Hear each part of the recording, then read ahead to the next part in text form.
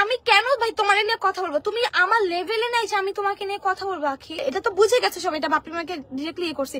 এখানে আখির গায়ে লাগছে কেন? নতুন নতুন প্রেম করতেছে, অবশ্যই গায়ে লাগবে ভাই।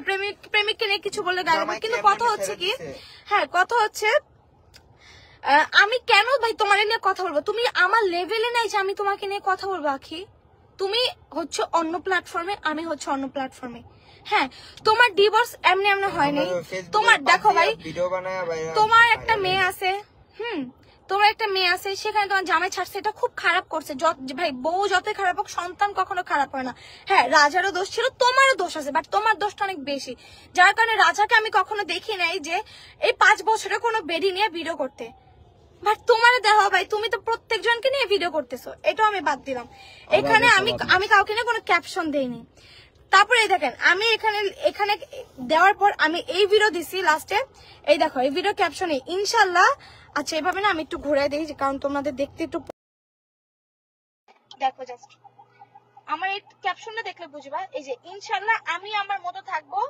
আরে ভাই ঘোলা কেন আছেন? আমাকে নিয়ে যে যা বলার বলুক, আমি খুশি থাকুক।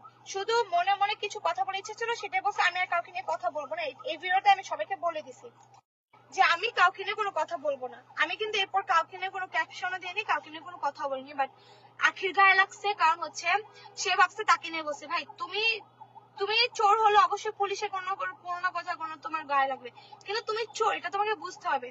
একজন নিশ্চয় ক্রাশ না, আখির তো গায়ে লাগবে। বাপ্পি তো ভাতা লাগে। ভাতার ভুতারের কোনো ব্যাপার না।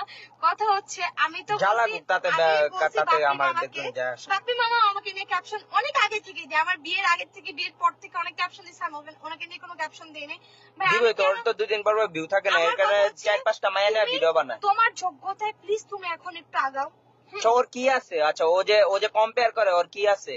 তোমরা কেউ ওর কি আছে? আমার তো দেখো, আমার নিজ যোগ্যতা আমি কত কিছু করছি।